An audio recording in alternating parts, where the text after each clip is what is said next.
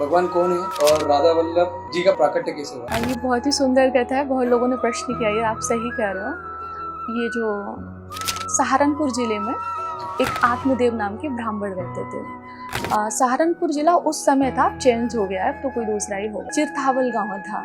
तो वो ब्राह्मण जी शिव जी के भक्त थे। तो एक दिन क्या हुआ कि उनकी भक्ति से प्रसन्न होकर शिव जी प्रकट हुए और उनसे कहा कि आप कोई वर मांग लो। तो उन्होंने जब भगवान को देखा कि जिनकी बचपन से पूजा करते आ रहे हैं, तो खुश हो गए और कहा कि आपको देख के अब कुछ मांगने की इच्छा नहीं है। अब आपको देखकर क्या संसार में कोई वस्तु देखने लायक है जिसको मैं देखूंगा, जो मैं आपसे मांगूं? तो मैं आपसे कुछ भी मांगना नहीं चाहता हूँ। तो शिव जी ने कहा कि मैं आया हूँ तो कुछ देकर ही जाऊँगा, तो कुछ मांग लीजिए। तो उन्होंने कहा कि जो आपको प्रिय हो वो मुझे दे दीजिएगा।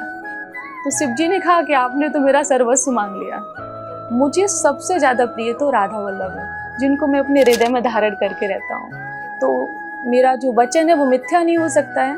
तो उसी समय अपने हृदय से राधा वल्लभ को प्रकट किया और आत्मदेव जी नाम के जो ब्राह्मण थे उनको प्रदान किया। तो ऐसे प्रकट